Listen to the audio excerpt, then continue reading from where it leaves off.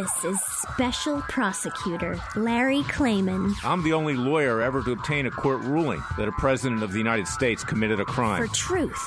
For competition. As a young lawyer, I helped break up AT&T. That's why you have all your cell phones today. For sovereignty. For the Republic. I'm the guy who at Judicial Watch, which I founded, uncovered the Chinagate scandal. Millions of dollars going to the Clinton campaign, corrupting our political system. For the privacy of citizens. And I'm the only guy to have enjoined the National Security Agency from mass surveillance on hundreds of millions of Americans. Tearing it up. I'm the son of meat packers in Philadelphia, Pennsylvania. I know how to slice and dice. Bringing it back. We're going to take this country apart and put it back together again in the way envisioned by our founding fathers. It's not just talk. We're not just regurgitating news stories. Larry Klayman, special prosecutor, is making the news. And now, here's Larry. Welcome to this week's edition of Special Prosecutor with Larry Klayman. It's a very important time of the year. It's a great time of the year. Christmas is coming up. We wish everybody a Merry Christmas. But you know what? Let's put our faith in God. Let's not put our faith in the government or Robert Mueller, however you want to pronounce his name. I really don't care. Or anyone else, frankly. Judges on the bench, you name it. Is that we have to stand up for our own rights, and we look to God for guidance to do that. He will get us through this. I know he will. He's done it before. This is the greatest country on earth. We can't be arrogant. We can't think that we're better than anybody else. We have to be better.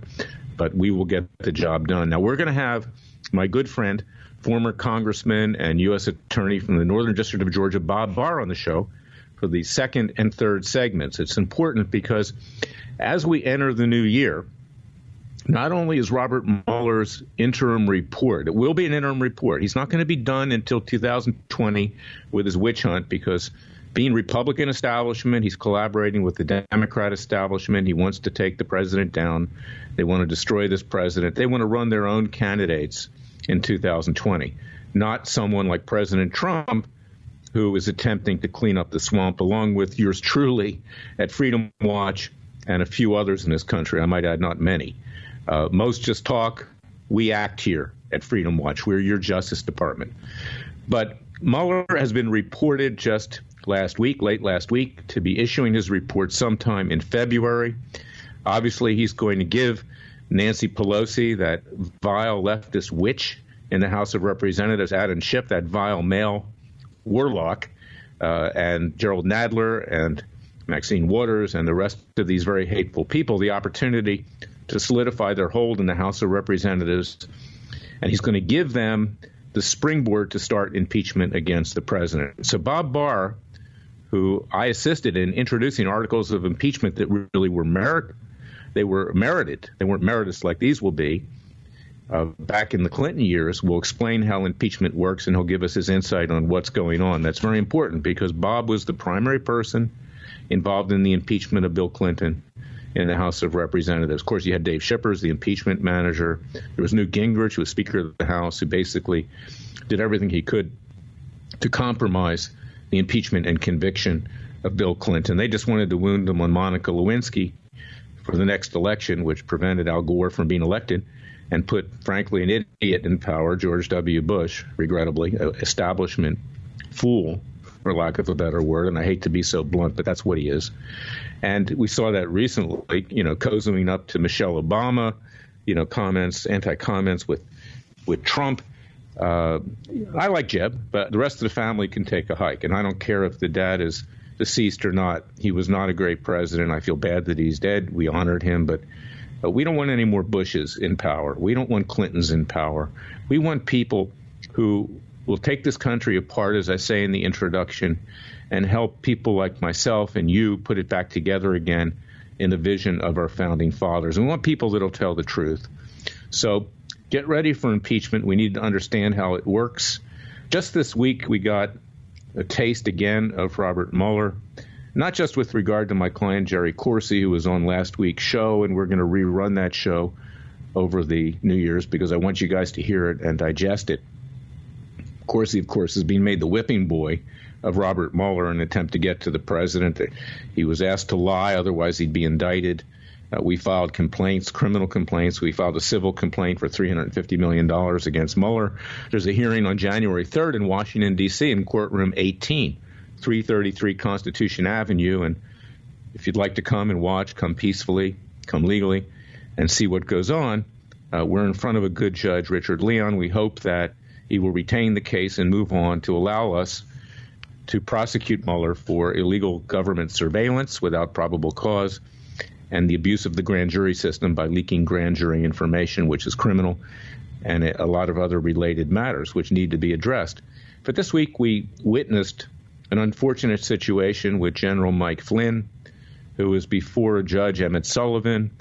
I've been before Judge Sullivan. He's one of the few Democrat-appointed judges. He was appointed by Clinton, who has integrity.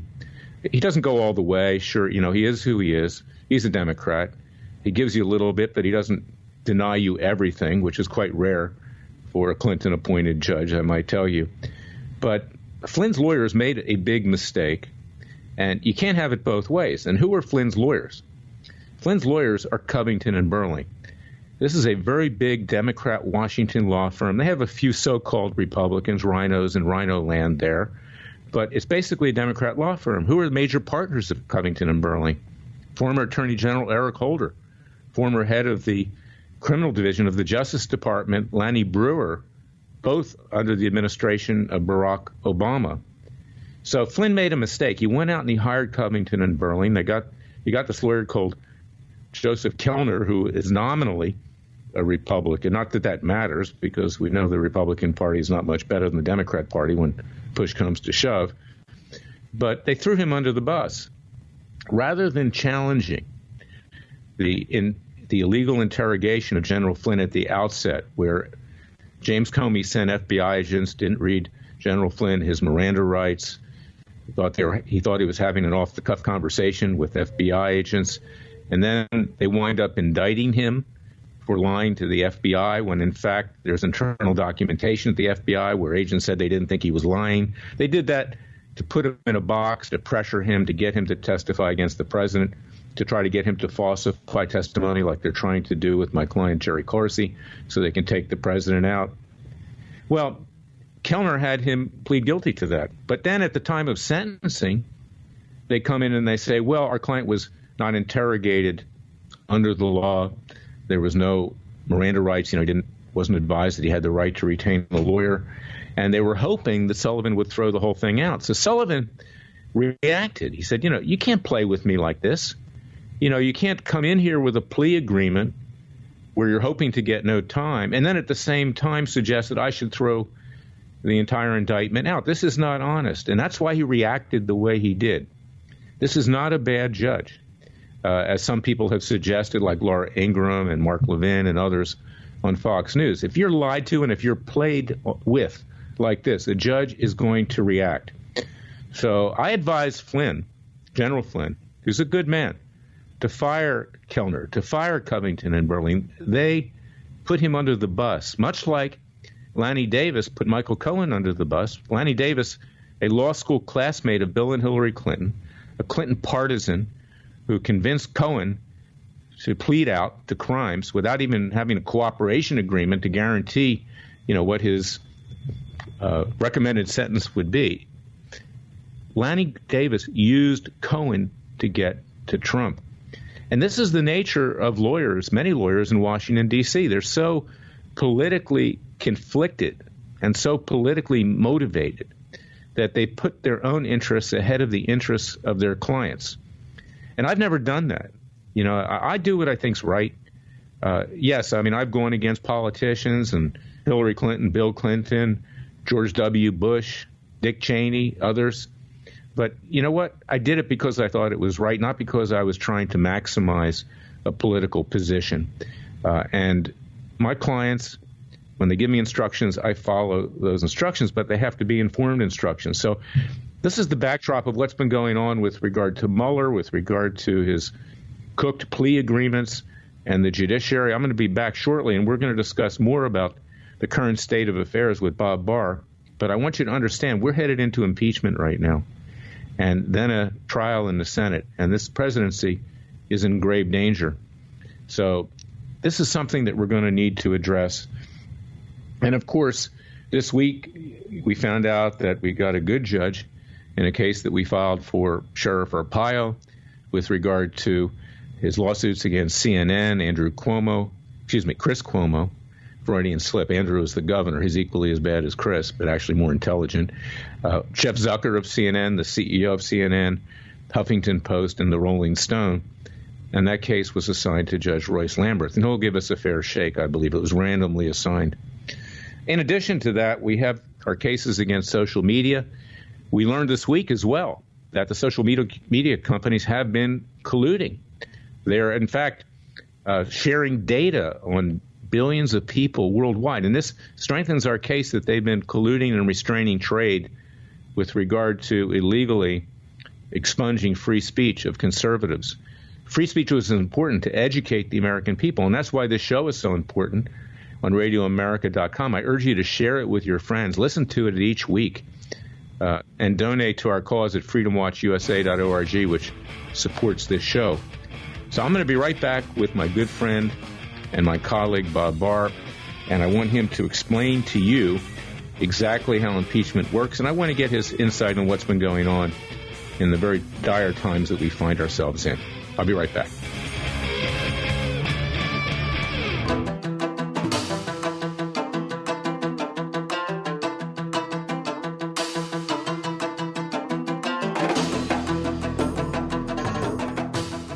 Fearless. Disclaimer, he's crazy, he's racist, he's out to kill the Democrats. Dangerous. I don't care, he uses the court and the law. Lethal. This is bad. Special prosecutor Very bad. Larry Klayman. If you'd like to support Freedom Watch and this radio show, go to freedomwatchusa.org.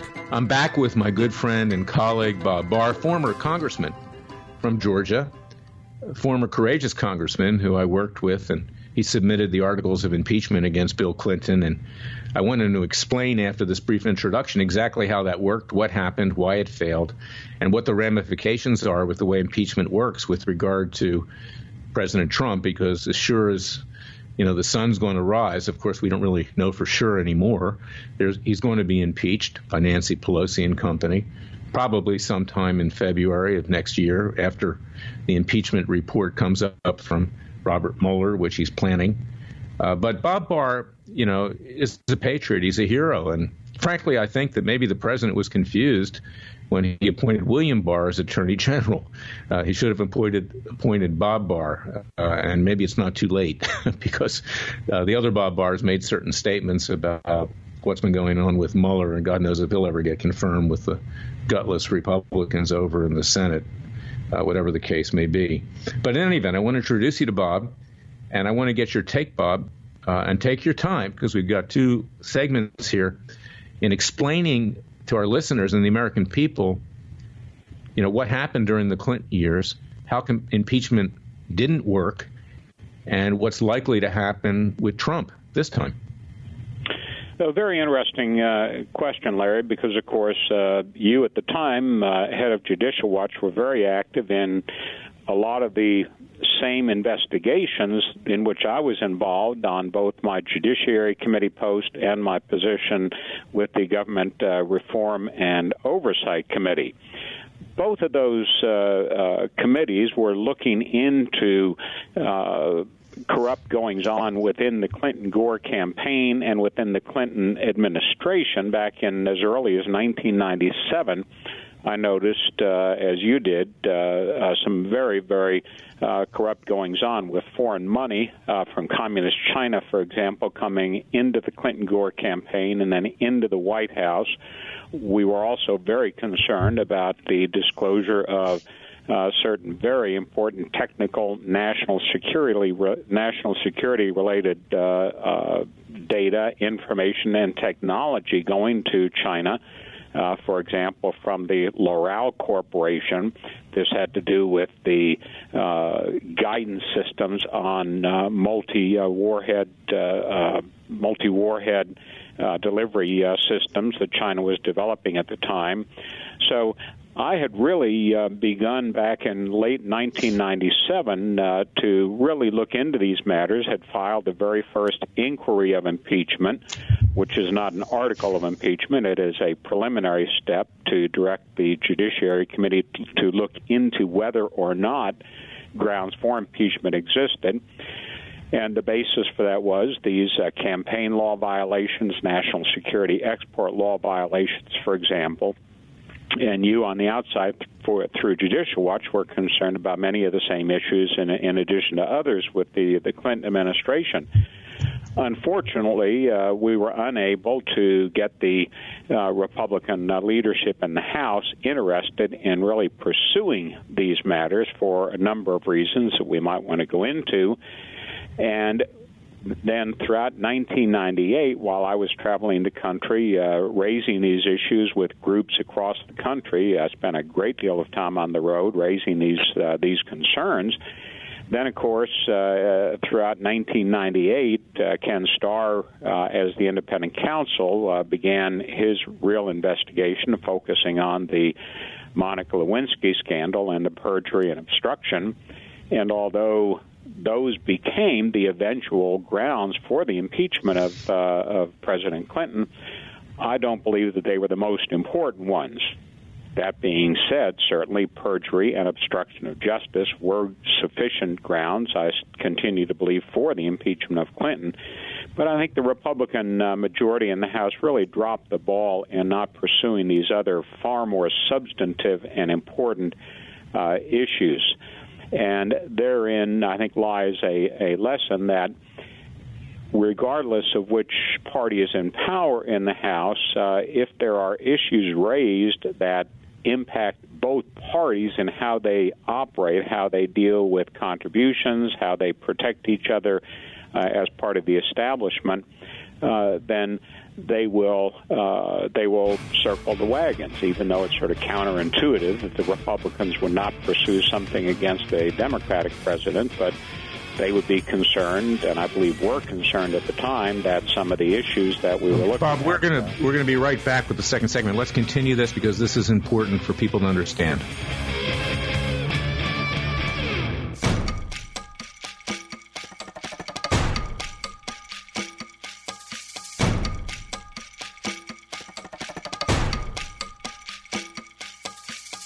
And now, 4 words that make corrupt politicians make wee-wee in their little pants. Transparency and the rule of law will be the touchstones of this president. But we have to pass the bill so that you can find out what is in it. Special Prosecutor Larry Klayman. Be the one who makes our country great again. Go to freedomwatchusa.org and donate.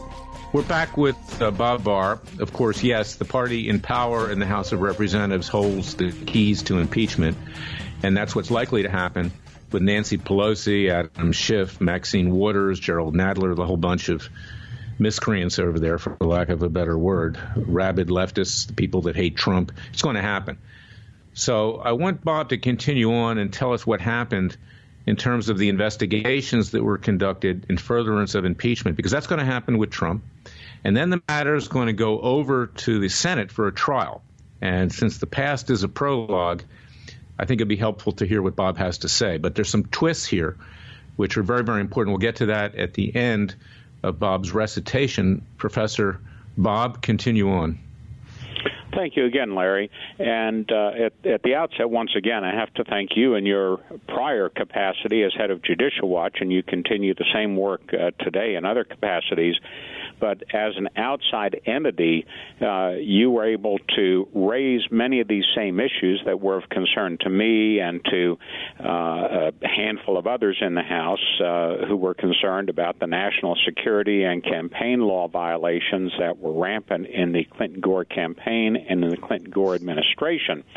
And as some of your listeners may recall, when the House of Representatives, the Judiciary Committee, issued its final report on the impeachment, I was able to get your report incorporated into that final document. Otherwise, it would never have been part of the official record of the House.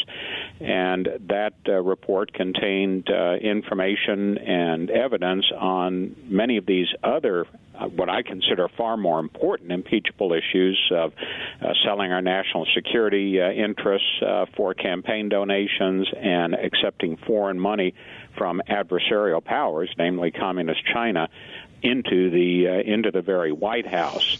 but those were of no real interest to the Republican leadership in the House at the time, and the House focused exclusively in its impeachment on those parts of the so-called Starr report, the independent counsel's report sent to the House, which Kenneth Starr was required to do pursuant to the independent counsel statute. It wasn't that he just decided that he would send this to the Hill. The law required him to do so, and Clinton was impeached. The anniversary was just last week on 2 counts of perjury and obstruction of justice, which are very serious offenses, and it was a proper ground to impeach him.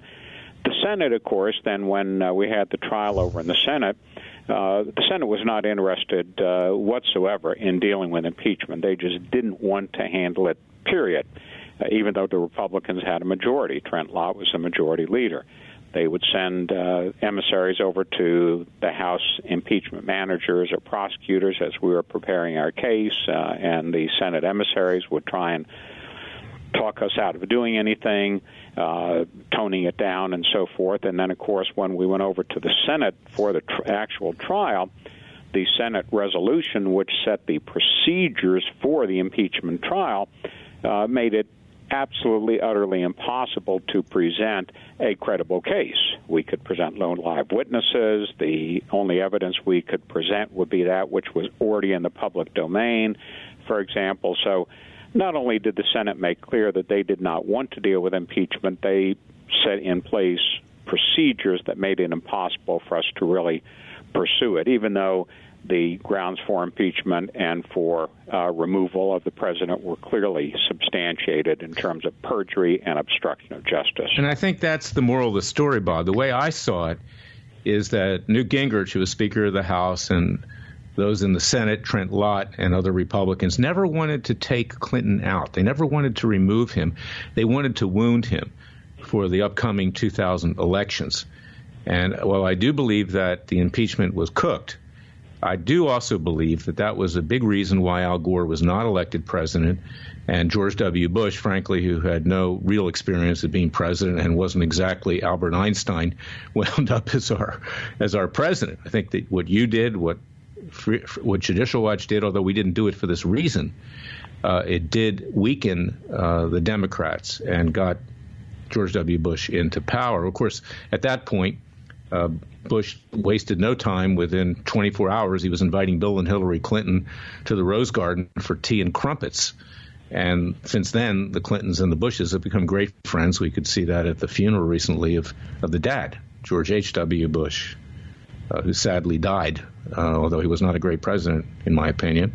But he does deserve to be honored in any event as a president. So to me, it was very manipulative. And what I think really is at risk here is that while President Trump will not be convicted in the Senate once impeachment goes over from the House, as it did with Clinton, that he will be weakened, that he will be diverted from the affairs of state, and that they're trying to wound him enough to either get him to resign ultimately, being pushed out by his own party, because they would like to see him out anyway, the Republican establishment. They never wanted him in there in the first place, or just weaken him enough that he'll lose the election in 2020 to the Democrat establishment candidate, or, a so-called progressive. I call them regressives.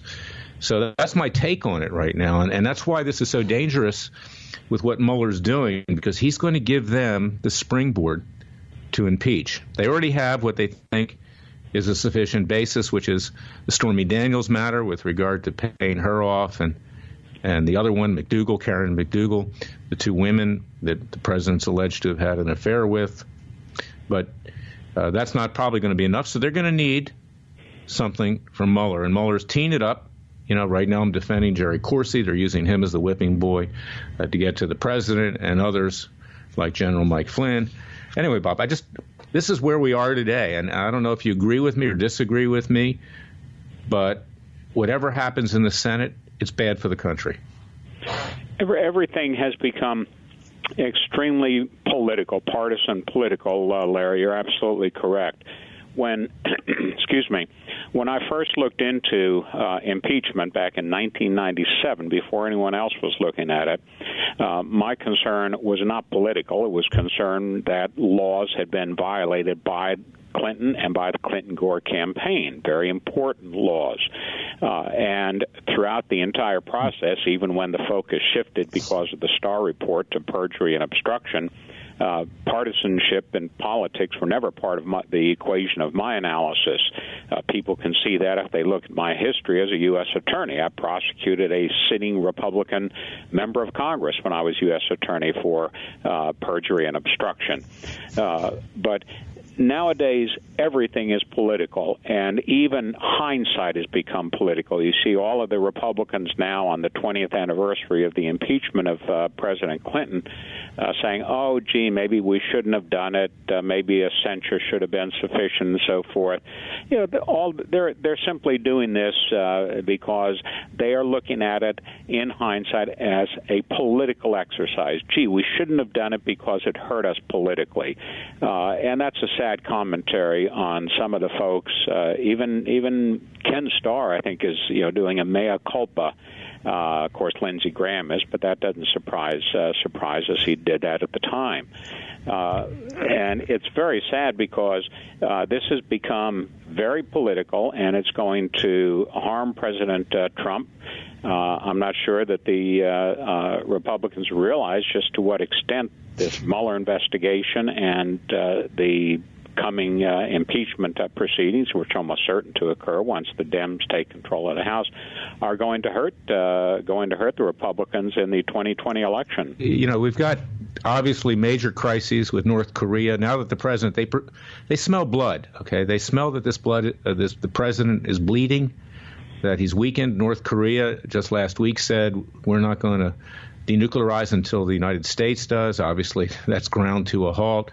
We've got situations with Iran in the Middle East. The president says he's pulling out of Syria. I don't know if that's good or not good, but the reality is his premise is correct. I mean, let's give a free hand to Israel. Let him take care of it.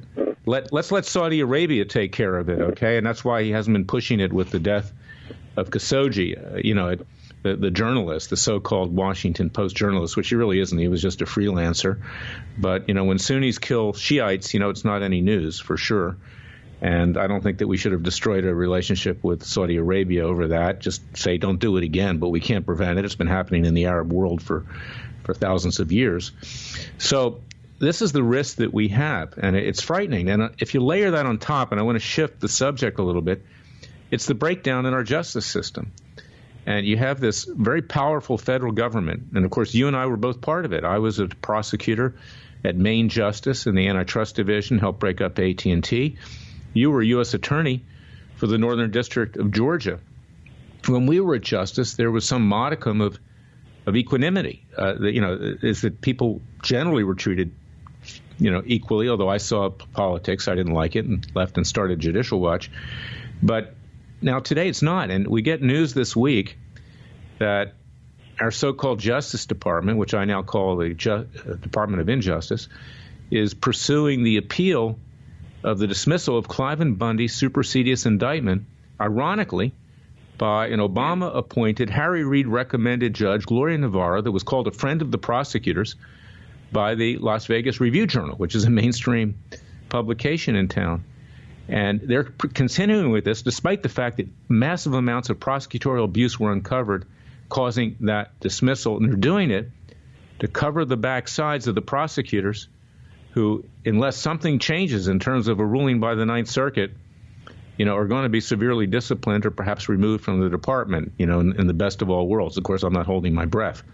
But, Bob, I want to get your take on that because you met with Cliven a few times, and you know the man and you know the family, and you know what good people they are and how they've been wronged. The Bundy case is a very unusual case, Larry, as you're intimately aware, not only because of the facts of the case, the family involved, the issues involved, and so forth, but is very unusual for a sitting district court judge to admonish the prosecution as severely as Judge Navarro did in the Bundy case in calling what had happened in that case what it was, and that is very severe abuse and prosecutorial misconduct sufficient to rise to the level of dismissing the case against the Bundys. Very unusual and, in a way, very courageous for a sitting federal judge to do that. The Justice Department, instead of doing the right thing and saying, okay, we see what happened, it shouldn't have happened, we're not going to continue pursuing this, they are going all in and pursuing it, now appealing the judge's dismissal. Contrast that with what former Attorney General Holder did. I give him credit for this case when after the dismissal of the case against former now deceased Alaska Senator Ted Stevens was thrown out because of government misconduct.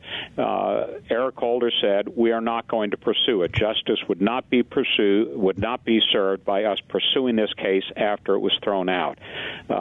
Holder did the right thing in that case.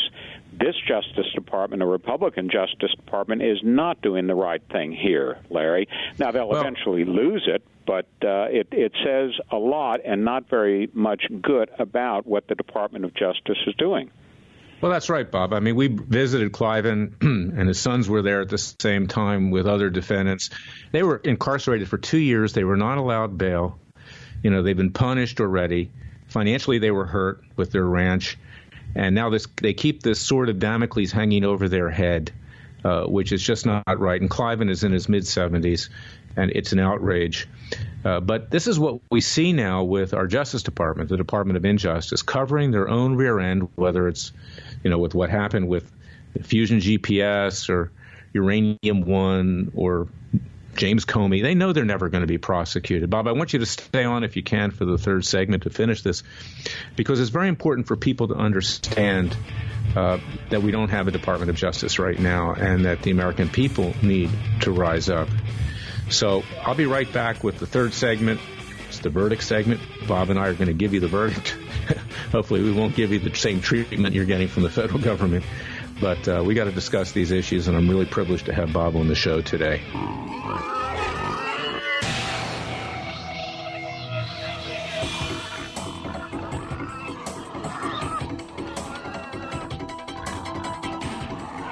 Before he was a trial lawyer, he sliced him and diced him. People used to ask me, Larry, what caused you to start Judicial Watch and now Freedom Watch, given the powerful forces in this country that put you at risk? In a meat packing plant. I'm the son of meat packers in Philadelphia, Pennsylvania. I know how to slice and dice. A very special prosecutor, Larry Klayman. If you'd like to support Freedom Watch and this radio show, go to freedomwatchusa.org.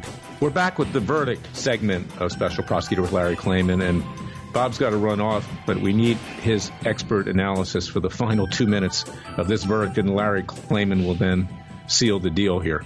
Bob, what's your thought about the breakdown of the Justice Department? It's our alma mater. We were both proud of it. And today, in my view, it's become an open sewer of corruption. The Bundy case is a perfect example of the department circling the wagons when it ought to be admitting it had done wrong. Its acting U.S. attorney in Nevada had done wrong. They were admonished by the court. The case was thrown out. The Justice Department, rather than doing the right thing and dismissing or not appealing the case, is continuing to fight it. They have absolutely nothing to lose by not appealing this case. They don't lose it on the merits. They can continue the merits in other cases. They're not admitting anything other than the fact that their prosecutor had abused the power of that office. And yet they continue to fight it and to needlessly appeal this and cause further delay and anguish and cost to the Bundy family. Well, Bob, and the reason for that is, I mean, you're right, but what's the reason for that? Okay, the reason is that these prosecutors and the appeals being handled by the U.S. Attorney for the District of Nevada, okay, the same office that even before has gotten into trouble for unethical conduct, just Google it and you'll see, is that they are dominating decision-making at Main Justice in Washington. Main Justice has washed its hands, and they're doing it hoping that they get a reversal so these prosecutors are not disciplined, because I have complaints pending with the Inspector General and Office of Professional Responsibility about that behavior. And I may add one other thing before you leave. Navarro, in my view, and this is one area where I disagree with you slightly, was not courageous in dismissing this. She dismissed it because her neck was on the line. Okay, she had allowed this to continue. She had thrown Cliven in solitary, and in fact, she had violated the constitutional rights of these defendants before, and this was to save her judicial neck. And also because there was a whistleblower, Larry Wooten, who came forward from the BLM, Bureau of Land Management, who was working under Neil Cornsey, who had been appointed the head of Bureau of Land Management by Harry Reid. And, of course, Judge Navarro found her way onto the bench thanks to Harry Reid, and Obama appointed her. So that's the twist of it. But, Bob, I want to thank you for your expert commentary. You know, we're good friends. I admire you because, as I've always said, you're the only person on Capitol Hill that I could ever trust. Have a Merry Christmas. Thank you, Larry, and same to you and your many, many listeners and supporters. Okay, God bless you, Bob. Bye. Now, I want to pick up with what's been going on this week, and it tells you something about the justice system as well. You know, there are ethics complaints that are pending before the Office of Disciplinary Counsel in Washington, D.C., against Kellyanne Conway, signed by 16 leftist law professors. And that's unbelievable. Yet people like Lanny Davis, who admittedly lied with regard to Michael Cohen, a lawyer, are not prosecuted. David Kendall, the Clintons' lawyers who helped destroy 33,000 emails, are not prosecuted. And there was a complaint that was filed by a bunch of leftist law professors and others as well against Supreme Court Justice Brett Kavanaugh. This complaint was not filed with the Office of Disciplinary Counsel in Washington, D.C., but with judicial councils. These are so-called ethics entities inside the judiciary that rule on the conduct of fellow judges. And as would be predicted, Kavanaugh's complaints were thrown out this week, claiming that he can't be touched because he's now a Supreme Court justice and the Code of Judicial Conduct does not apply to the Supreme Court. This is what we're dealing with in our justice system, and it's what Bob was saying. It's become so politicized. And whether or not Kavanaugh committed any ethical infractions or not with allegedly lying to Congress or whatever he may have done, you know, with regard to women or whatever, I mean, who knows? The judges circled the wagons and protected him, even though those judges were generally leftist, because there by the grace of God go thee. And that's what's going on with Bundy, because the Justice Department is covering for itself. And who's being persecuted? The Bundy family. And that's the motto to the American people, and that's why you need Freedom Watch. We are your Justice Department. We're the People's Justice Department. Go to our website at freedomwatchusa.org. Contribute to our cause. We're starting citizens' grand juries finally in January, and we're going to hold these people accountable. And until then, have a Merry Christmas, and God bless to your family, God bless to the United States, and God save America. I'll be back next week with another edition of Special Prosecutor with Larry Klayman.